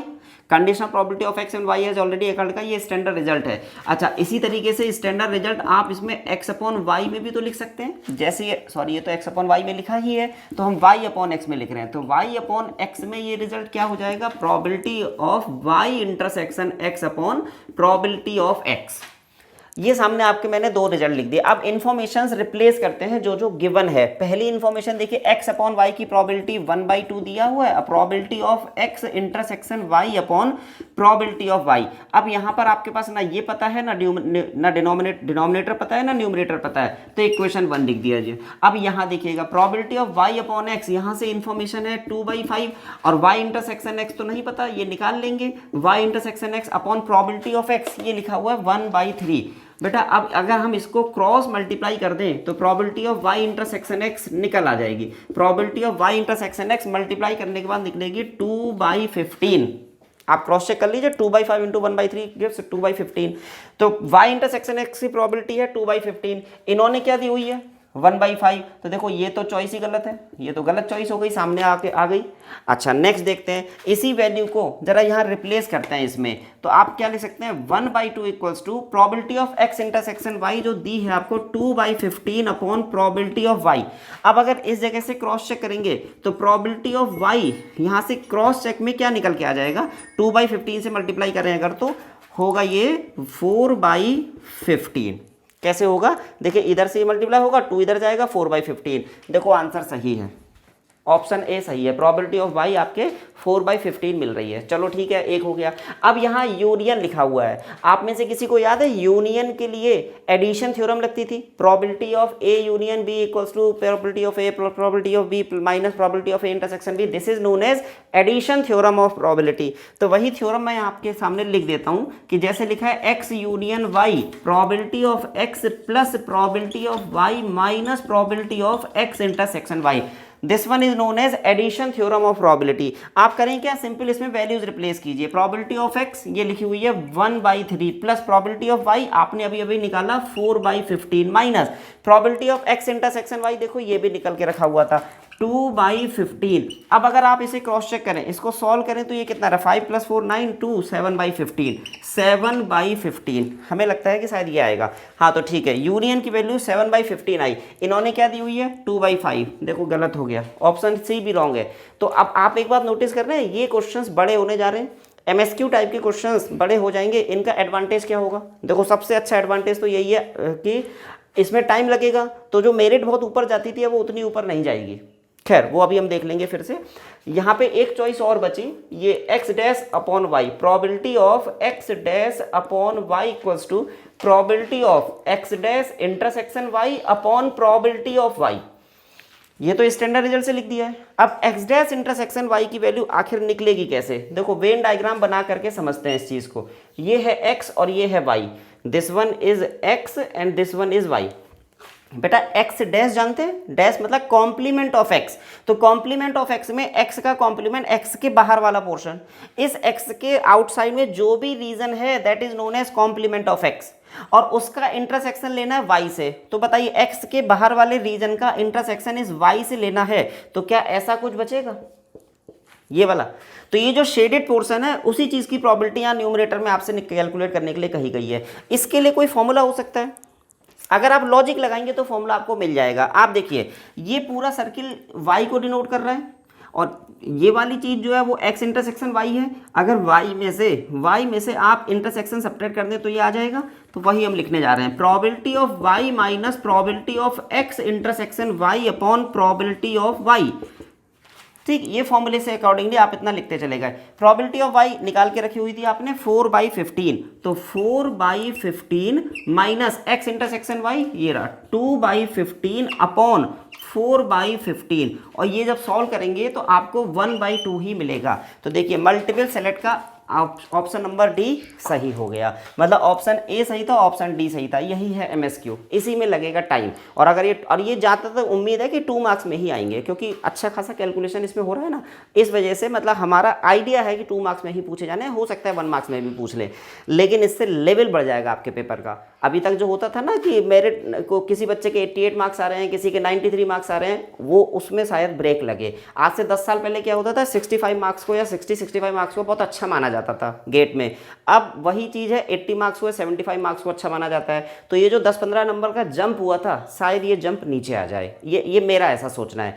एक और चीज़ बची, NAT टाइप क्वेश्चन क्या है। अब देखिए यहाँ NAT टाइप क्वेश्चन में क्या हो सकता है एक छोटा सा एग्जाम्पल आपको एनईटी का हम रख लेते हैं। जैसे क्वेश्चन लिखा हुआ है, देखो एक क्वेश्चन हमने कैलकुलस का किया, एक प्रोबेबिलिटी का कर लिया, अब एक लीनियर अलजेब्रा का क्वेश्चन कर लेते हैं। जैसे एक मैट्रिक्स दिया हुआ ए 1 2 3 0 और 4 5 0 0 1, सिंपल एक मैट्रिक्स है और कह रहे हैं then find determinant of A inverse, और इसके आगे फिल इन द ब्लैंक्स लगाया हुआ है, तो मतलब ये डिटर्मिनेंट करना है। और आगे लिखा है टू डेसिमल प्लेसेस, मतलब अप टू 2 डेसिमल प्लेसेस तक आपको इसकी वैल्यू निकाल के लानी है डिटर्मिनेंट ऑफ ए इनवर्स की। सोचिए भाई क्या किया जा सकता है, एनईटी टाइप क्वेश्चन है, कैलकुलेशन की डिमांड होगी। देखिए वो कैलकुलेशन हमें करना है या उसमें भी कोई कॉन्सेप्ट लगा के क्वेश्चन को जल्दी कैलकुलेट किया जा सकता है। अभी हम चेक कर लेते हैं। सबसे पहली चीज, बहुत से स्टूडेंट क्या सोचेंगे कि इसमें डिटर्मिनेंट ऑफ ए इनवर्स निकालना है, तो first try to calculate A inverse and then find its determinant. और ए इनवर्स के लिए भी आप adjoint of A upon determinant of A का फॉर्मूला अप्लाई कर देंगे। बेटा अगर आपने इसमें इनवर्स कैलकुलेट करना शुरू किया तो ये कम से कम 5 मिनट का क्वेश्चन हो जाएगा, मतलब ये एमएसक्यू से भी ऊपर निकल जाएगा। तो फिर ये अप्रोच ठीक नहीं है। 3x3 मैट्रिक्स का इनवर्स क्लास 12th में याद कीजिए लेंदी अप्रोच होती थी, या हम लोग क्लास में इसका एक शॉर्टकट मेथड बताते हैं, पर वो भी टाइम लग जाएगा। इसको मुश्किल से 10 सेकंड्स के अंदर क्रैक किया जा सकता है और आंसर आपको मैच कर जाएगा। देखो कैसे होगा, no need to find its inverse, just use the property. First इसको नोटिस कीजिए, ये एक आपको यूटीएम नजर आ रहा है। यूटीएम का मतलब अपर ट्राइंगुलर मैट्रिक्स। देखो यूटीएम का मीनिंग क्या होता है, when all the elements below the principal diagonal are 0 matrix is known as UTM। Diagonal के नीचे के सारे एलिमेंट्स 0 हो तो मैट्रिक्स UTM होता है, तो ये UTM है।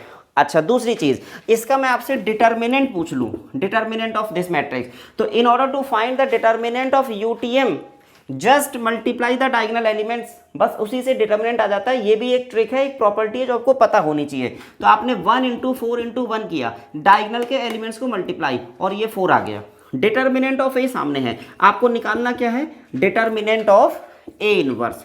तो इसके लिए देखो एक प्रॉपर्टी और अगर याद कीजिए तो ये होती है 1 upon determinant of A. Class में हम लोग बहुत अच्छे से पढ़ाते हैं ये सब चीजें, ठीक। तो 1 अपॉन डिटर्मिनेंट ऑफ ए को आप सिंपल 1 अपॉन 4 लिख देंगे, 0.25। देखिए इसलिए कह रहे थे अप टू 2 डेसिमल प्लेसेस, ये भी एक फायदा है। आपको बता दें, आपको ये प्रॉपर्टी मैंने डायरेक्ट यूज की है, डायरेक्ट ही पूछी जाती है।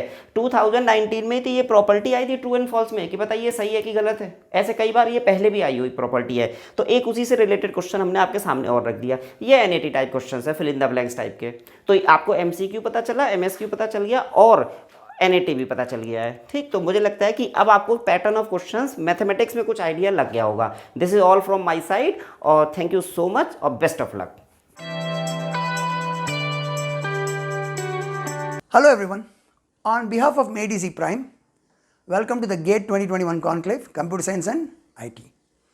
This presentation is specifically about discrete mathematics subject. My name is Ramesh Sundaram.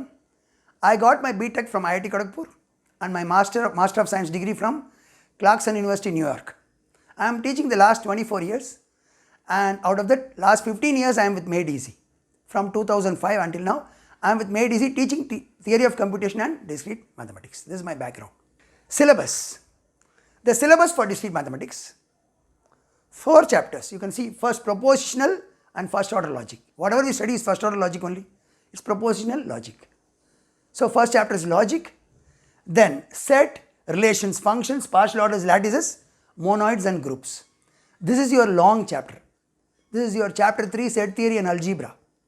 It includes sets, that is the relations, functions, group theory, posets, lattices and Boolean algebra. That's what this is. This we call it as chapter 3, set theory and algebra. Only small changes, this time the word monoid has been specifically mentioned. It is already there in syllabus, nothing new, but now it is specifically emphasized, monoids. So there is a likelihood that they may ask some question from monoid. Just to be safe, we have added in CTQ as well as in lectures some extra discussion on monoids, just in case they intend to ask some question in monoid.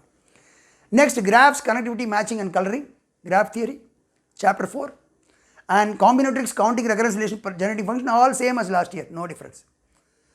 So this is your chapter 2. So chapter 1, propositional logic, chapter 2, combinatorics, chapter 3, set theory and algebra, and chapter 4, graph theory. Same like last year, except the word monoid has been emphasized this time. Small change, that's all. It's not really a change of syllabus. Maybe they're just emphasizing monoids for some reason, but we will add a few questions for that. To emphasize no change in syllabus whatsoever. Added topics, none, except that monoids has been mentioned, that's all. Removed topics, none. Nothing has been removed, nothing has been added. Only the word monoid has been mentioned. That we will take care by adding a few extra questions in CTQ as well as in lectures. Okay. Now the weightage, last 5 years weightage has been consistently around 8 marks. Although we say 8 marks, actually it's 10 marks because 2 marks at least will come from aptitude in combinatorics and probability, plus in engineering mathematics probability section also, some of the probability questions are actually discrete maths questions. Because probability of an event A is number of ways the event will happen divided by total number of ways, and that is nothing but discrete mathematics. So there is hidden weightage in probability section of engineering mathematics plus aptitude. If you count that, it will be around 10 marks. But in core subject discrete maths is 8 marks, has been the average. And even this 8 marks is distributed evenly between the 4 chapters. Never have seen a question paper where some chapter is missing. All the 4 chapters, surely at least one question will come from logic, your combinatorics, set theory and algebra, graph theory. Evenly distributed. Except set theory you can say slightly more weightage. Mainly because it's very wide. There's lots of sub chapters in that. Set theory and algebra is slightly more important. Mainly because it's wide. Logic is slightly less important because it's slightly smaller chapter. Not less important. You can say that the number of possible questions is less in logic. Number of possible questions is more in set theory. So naturally, you can say instead of 2 marks, you can think of it as 1 and 3 marks. 1 mark in logic and 3 marks in set theory and algebra. Having said that, very often even 2 marks have come in logic. So it's not exactly 1 mark, but I am saying on an average, okay, between 1 and 2 marks in logic and between 2 and 3 marks in set theory and algebra. Graph theory and combinatorics 2 marks will come. So overall average is 8 marks. That's the thing. Plus I told you aptitude also, be careful. So we are going to do discrete maths combinatorics chapter in such a way that you will be able to answer aptitude questions as well as probability questions. Very detailed we will be doing discrete maths. I strongly encourage you to take the CTQ because CTQ has been very carefully crafted so that there is no repeated questions from the lectures or from test series or from gate solved. No repeated questions, all new questions. And these questions have been very carefully crafted to cover every concept which you need in a very detailed and precise way. When you go from concept through questions, that means from questions to concept, your speed in the exam improves tremendously. So CTQ is very, very valuable addition this year. The MADC Prime has introduced the CTQ. It is very, very valuable addition. It's going to make a big difference. It will really distinguish between the toppers and the ordinary people. This big difference will come because of CTQ. So just I am saying. So now it's been basically very carefully designed. That's what I am saying. Now pattern of questions. The pattern of question is same like last time, MCQs and NAT, numerical answer type and multiple choice questions. Except one extra type has been added this year. I will come to it soon. First let's finish the old one. First, multiple choice questions. Just like every year, this year also, GATE 2021 also multiple choice questions will come. They are the mainstay. Multiple choice question, MCQ. These have 4 choices, only exactly one will be correct. This will be either 1 mark or 2 mark each, and negative marking is there. Wrong answer will carry negative marks. But the way it's taught in MADC, you need not worry about negative marking because you will get very precise knowledge. When you tick an answer, you will know that that is right and all the other 3 are wrong. You will know that for sure. Okay. Remember in GATE exam, it's easy to eliminate 2 out of 4 choices because even with basic knowledge. But the last 2 choices will be so close that unless you have fine knowledge, you will not be able to answer it. So that fine knowledge you get through attending the lectures plus the CTQ. You will get that fine distinction, so you don't have to worry about negative marking. Negative marking, only people who have vague knowledge have to worry about negative marking. Having said that, be careful MCQ, make sure that when you tick an answer, make sure the other 3 are wrong. Just have a glance through it, make sure the other 3 are wrong. Okay, that's the thing. But you need not be paranoid about negative marking, it's not a big deal. It's only fair, 1/3, it's not 1 mark, it's 1/3 of a mark, negative marking. Now, 1/3 of this thing. So, for example, for 1 mark question 1/3, 2 mark question 2/3, negative marking. Now, here is an example of an MCQ. Of course, you have seen so many MCQs, nothing new, but just for example, which of the following is not necessarily an Euler graph, that is Euler graph. Not necessarily an Euler graph. A, B, C, D something is given, only one is correct. Immediately how you will approach this problem, you will in the class you will be told what is the exact definition of an Euler graph. What is an Euler graph or an Euler graph? What is it called? A graph is Euler only if 2 conditions. One, it should be connected and every vertex must have even degree. Now let's look at the choices. A complete graph on 9 vertices, that's K9. A complete graph on 9 vertices. You know Kn has got n-1 degree, every vertex will have n-1 degrees. So K9 will have 8 degrees each, and 8 is an even number, that means every vertex has even degree. and you know a complete graph is always connected. So your answer is clear. A is clearly a necessarily an Euler graph, so it's not the answer. We want which of the graph is not necessarily an Euler graph. So A is not the answer. Now we come to B. A k regular graph where k is even. Of course, a k regular graph, every vertex has k degrees, and k is even means every vertex has even degree. But you have to also check the other thing. Remember, GATE is a subtle exam. You have to know, if you know any definition, you should know it correctly. The definition is what? The graph must be first of all connected. You must know that a regular graph need not be connected. It can be in two pieces. Therefore, it's not necessarily an Euler graph. So this is the answer. Choice B is the answer. But because it's MCQ, just for safety, because negative marking is there, just make sure C and D are not the answer. C is a cycle graph. Cycle graph C3, C4, C5, all of them are 2 regular. Every vertex has 2 degrees. And 2 is an even number. So of course, cycle graph is always connected. So you will know that that's surely an Euler graph, so that's not the answer. Lastly, D. A complete bipartite graph with 4 vertices in each partition. In a complete bipartite graph, K, M and K, 4, 4, the 4 vertices here will be connected to the 4 vertices on the other side. This side also same. All vertices will have 4 degrees.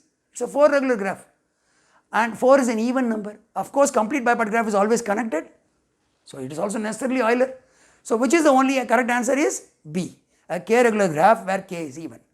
You can see this is a typical GATE question. It requires very subtle knowledge. So in graph theory we will do in detail, everything will be, every definition will be done very carefully, knowing that small thing. So the only small thing here is choice B, a regular graph need not be connected. You have to know that. Otherwise you cannot answer this. So B is the answer here. A, C and D are not correct. Okay. Okay, now multiple select question. This is the new thing in GATE 2021. In multi-select questions, of course, it will be clearly mentioned in the question paper, which is MCQ and which is MSQ, multi-select question.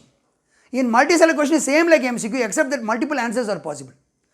Remember that this is not totally new, because in the very old GATE papers before 2000 and all, this MSQ was also part of the paper. There were, that means multiple answers were possible. Only thing now it will be explicitly mentioned, this is an MSQ question. That means those questions you have to be careful. More than one answer is possible. Minimum one answer will be correct. So one or more answers are possible. So this is a new addition this year. What does it mean finally? Also this also carries 1 to 2 marks. They are also objective in nature, but only thing one or more answers. Even all the 4 may be correct answers. So you have to get all the correct answers correctly. No negative marking, so that's one good thing. But there is no partial marking either. Partial marking means what? If let's say A and B were correct, both correct, you wrote only A is correct, you will get 0 marks. Only when you answer it completely correct. That means you have to get all the correct answers. Of course, MSQ means what? That means this year you have to be technically more sound. MSQ they have introduced it this time. This will distinguish between the toppers and the others. So it means that you have to have very fine technical knowledge. All the more reason why I am saying pay attention to the lectures. Be more practice is required this year compared with previous years. And make sure you take the CTQ, because CTQ will give you that fine knowledge which is required for MSQ. Okay? Because in CTQ, many of the questions I have made in the form of MSQ. In fact, sometimes I have given more than 4 choices. I have given 6, 7 choices also. Many of them are correct. You will see, notice in CTQ, many of the questions have been added as MSQ type. So you will now get very fine knowledge, very precise knowledge. It will help you in MCQ also, because once you are good in MSQ, MCQ becomes even more easy. Because in MCQ only one correct answer. In MSQ so many answers can be correct. So this requires very good preparation and a lot of practice. Okay, and MSQ you have to do all the 4. See, in MCQ once you get the correct answer, if you are short of time you can move on. But in MSQ you can't. Once you get the correct answer, you have to check all the other choices, because the other choices also may be correct. Sometimes it may even be A, B, C and D also. So you have to check every choice. It means what? Bottom line, you have to be very fast. You have to check 4 choices in every question in MSQ. Speed should be improved, and speed will tremendously improve if you take the CTQ, that much, and plus workbook, plus the GATE solved, plus test series, you will have tremendous speed. So no need to worry. Okay, so this is your MSQ, new thing in this year. Now we have the MSQ example. I have taken the same question with a slight modification. Which of the following is not necessarily an Euler graph? Now I have made a slight change. What is the slight change? Is this thing, what do you call it? Which of the following not, instead of not necessarily an Euler graph, I have now said necessarily a Euler graph.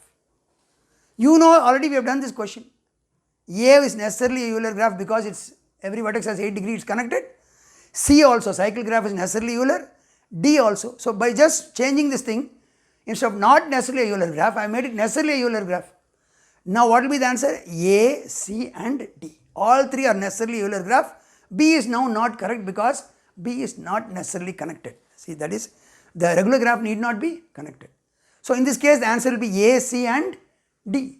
All three has to be. Even if you miss one of them, you will not get the full mark. That means you should know each of the choices. You should know that exactly an Euler graph is what? It's a connected graph with every vertex even degree, which is satisfied by A, C as well as D. So this is a typical MSQ question. Okay. NAT, numerical answer type. This we already had, always had. Here you will have some statement and then fill up the blanks. One blank will be there. The blank has to be filled with a number, some number. These may involve calculations. Okay. Or sometimes directly by some theory also. For example, so now I will show you an example. Now this also 1 or 2 marks. Here also there is no negative marking as usual. NAT questions have no negative marking, but you may have to do some calculations. Okay. Now let us see an example of NAT. Let G be a group of 30. This is in fact a question which came in the exam. Let G be a group of 35 elements. Then the largest possible size of a subgroup of G other than G itself is dash. This of course involves group theory, subgroup concept. What is the thing? The order of the subgroup always divides the order of the group. What are the divisors of 35? 1, 5, 7 and 35. These are the divisors of 35. And here you want to, that means any subgroup must have a size of 1, 5, 7 or 35. Nothing else is possible. Here the largest possible size is 35, but here they have told other than G itself. Other than G itself. That means you can't have the 35 because G is a subgroup of G, but we want other than G itself. That means although 35 is a divisor of 35, that means of course G is a subgroup of G. We can't take 35 as the answer because the only subgroup which has the same size as 35 is the group itself. And that's not because it says other than the group itself. So the next divisor is what? 7. So the largest number 1, 5, 7 and 35. The largest divisor other than 35 is 7. So the answer is clearly 7. This question came in the exam. Typical numerical answer type. Answer is 7. In this case, not much calculation is required except you should know the divisors and you should know the meaning of subgroup and you must know the meaning of subgroup other than the group itself. See, they could also use the word proper subgroup. The size of the largest proper subgroup. That also same thing. A proper subgroup cannot be the group itself. In this case, they didn't say proper subgroup, they said group other than the group itself, which actually means proper subgroup. Okay, so this is a typical example of a numerical answer type. Next, okay, important topics. Now we come to the next slide, important topics. Theory of computation, important topics. In this case, discrete mathematics, Discrete mathematics, important topics. What are the topics, important topics in discrete mathematics? First, predicate logic. Logic chapter is very big, it has got so many things, implications, so many things are there. But out of that, predicate logic is very important. Why? Because it has a lot of application in artificial intelligence as well as expert systems. So predicate logic is where the emphasis is. Not only last 5 years, even before that, last 10 years itself, predicate logic has got the maximum importance. It is the last subchapter in your logic. Very important, it has got 3 parts actually. Predicate logic itself has got 3 parts, translation type questions, properties of predicates, that also question comes, or checking the truth value of predicate. All this comes under predicate logic. So do a lot of questions. In fact, from the standard textbook Kenneth Rosen, I suggest you do maximum number of questions in addition to doing the questions from workbook, test series, gate solved and your CTQ. It's good to do some Kenneth Rosen questions from predicate logic, very important. Permutation combinations. In your combinatorics chapter, although you have generating functions, recurrence relations, the questions in generating function recurrence relations are very few. Most of the questions have been already asked. But permutation combination, you cannot exhaust it, it's very vast. So always remember, permutation combination is always important. In the class also I will do a lot of questions from permutation combination. Then properties, as far as set theory and algebra is concerned, it's very vast. But out of that, lot of questions keep coming from relations, properties of relations, counting of relations and functions, counting of functions, counting of relations. These are very important. Then in graph theory, planar graphs, lot of questions. Degree of a graph, very, very important. Degree of a graph, do as many questions as possible in degree of graphs. Chromatic number, very important. Lots of theorems are there in chromatic number, be thorough with all of it. These are things, of course, when I teach, I'll cover everything, but these ones which are important, I will be paying very special attention to. Okay, these are the important. You also, when you are reading it, pay special attention to, do a few more problems in these, things. Okay, so that pretty much ends this presentation. So thank you very much, all of you. And that pretty much concludes this presentation, and I wish you all very good luck, and we are here to help you, and all your doubts will be cleared immediately on your MadeEasy Prime app. There's a doubt clearance facility. Every day I'll be logging in, I'll be clearing your doubts, okay? So there's no need to worry. We are here to make sure that every one of your concepts is clear and understood. Also, we are here to ensure that you feel totally comfortable with the subject and also start to like the subject. After all, once you like a subject, it becomes very easy for preparation. So best of luck to all of you, and thank you very much. Hi everyone, I'm Srinivas and I deal with English. I have been working in MadeEasy for the past 10 years. I have 26 years of experience in teaching English at different levels. I'm here to give you an insight into English part in GATE 2021. This is my personal profile. I've just spoken of it. Now, have a glance at this slide that represents the syllabus. Verbal aptitude contains 3 major areas: grammar, vocabulary, and comprehension. In grammar, these are the areas that have been prescribed: tenses, articles, adjectives, prepositions, conjunctions, verb-noun agreement, and other. When we say verb and noun agreement, it is basically subject-verb agreement. When we say subject, it can be either noun or pronoun too. Very frequently tested. Right. And we have something called parts of speech. When we say parts of speech, the questions are given like this. A word is given and you are asked to identify to which part of the speech the word belongs. If at all there is a word, that definitely belongs to one of the 8 parts of speech, either noun or adjective or verb or any one of them. We have 3 questions that have been directly asked in GATE examinations earlier based on this particular area. Right. And we have something called vocabulary. Vocabulary is nothing but words. When I say words, it can be a synonym, antonym, acronym, paronym, any word. Generally, in vocabulary, we have questions on synonyms and antonyms. If the word gives a similar meaning, that's a synonym. If it gives opposite meaning, it's called antonym. And we have something called idioms. What is an idiomatic expression? It has a very lengthy definition, but simply speaking, it's nothing but a proverb. For example, we have an idiom called lion-hearted. Who is lion-hearted? Somebody who is brave, highly courageous. Opposite of which is chicken-hearted, which means timid. We have something called phrasal verbs. We have questions on phrasal verbs too. What is a phrasal verb? A simple verb followed by a preposition or an adverb is called a phrasal verb. There are some decent number of questions based on both idioms and phrasal verbs so far in GATE exam. Now, coming to this reading comprehension, what is this? The very word comprehension itself is the noun form of the verb comprehend, which is to understand.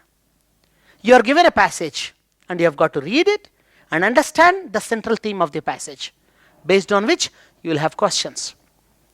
And how is it different from the area called critical reasoning that has been given so far in GATE exam? There is hardly any difference. In comprehension, you have a reasonably lengthy passage which has got 5 questions beneath it, about 5 questions. And you are supposed to answer them. And in critical reasoning, we have a small passage beneath which there is only 1 question. You are asked to draw the inference of that passage. In critical reasoning, we need the knowledge of language, the ability to read and understand the language, coupled with logic. Same works for comprehension too. Right. We have another area called narrative sequencing. What is this?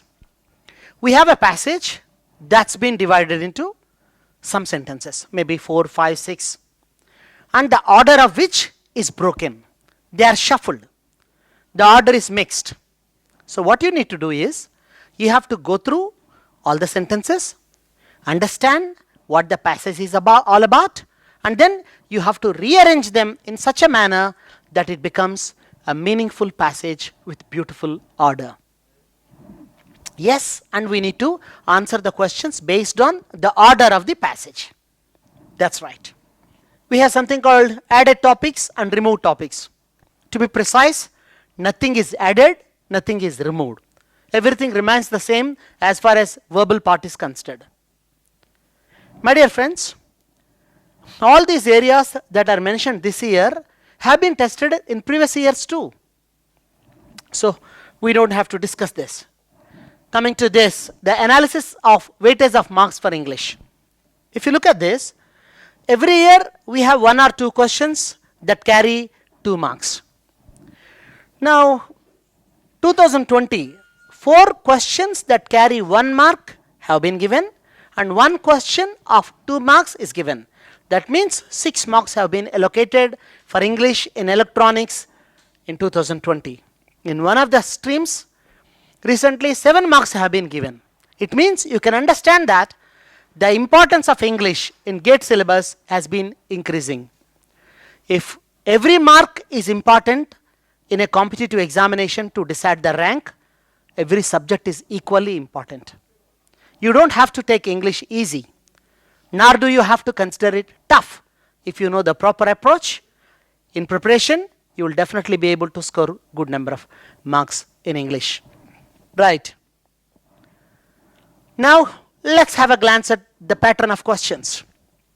Multiple choice questions, something that's known to all of us because it's been in existence for ages.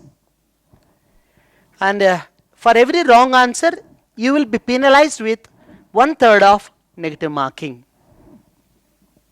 Example for this, I took this question from previous questions of GATE exam. Based on grammar, the passengers were angry, dash the airline staff about the delay. 4 options have been given and the answer is with. Why? Angry is an adjective that takes broadly 2 prepositions, with and at. We get angry with a person, at a thing. My brother is angry with me at my laziness. Me, I'm a person, so with. Laziness, that's a thing, a bad quality, at. The manager is angry with his subordinate, at his negligence. Subordinate person, negligence thing. So answer is this. This is common pattern. Now, this is the changed pattern, newly introduced. Multiple select questions, MSQ. Here, it's not enough to choose 1 option as your answer. You got to choose 2 or 3 or sometimes 1 or sometimes 4. Right? So there is a possibility for you to choose more than 1 option as your answer. That's how the pattern is given. Now, example for this MSQ. Which of the following options is or are the closest in meaning of the word below? The given word is loquacious and you need to find out the synonym or synonyms of it. This should be ruled out because it is just the opposite of it, antonym. Taciturn is the noun, the adjective of which is tacit. Tacit means unspoken. There is a tacit understanding between these 2 political parties. That means the understanding exists but nobody knows. Openly at least it's not known.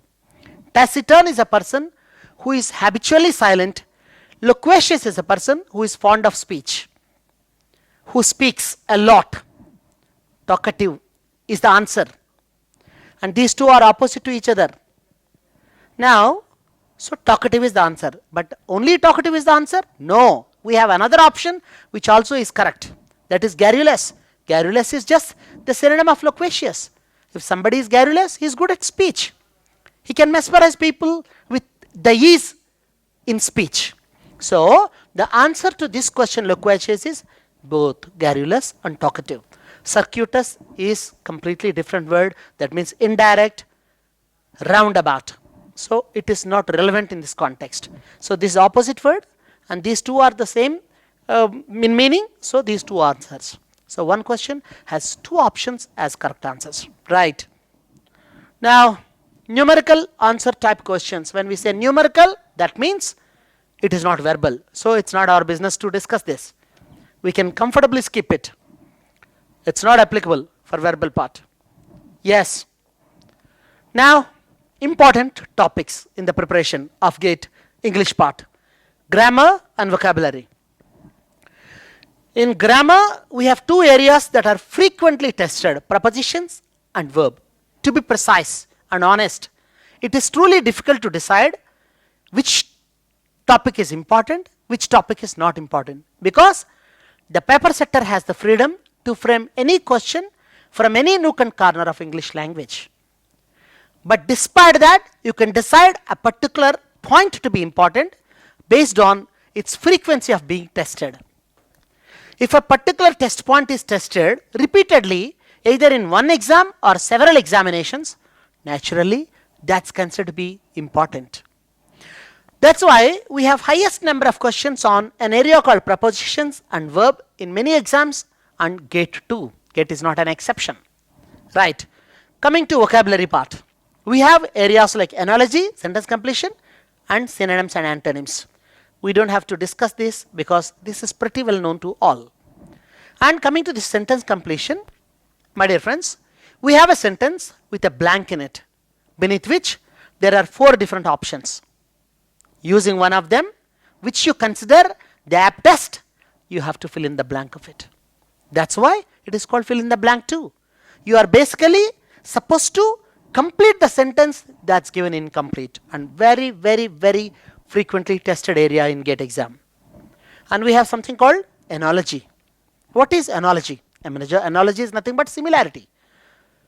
We have a question pair in which 2 words given, beneath which we have 4 pairs of choices.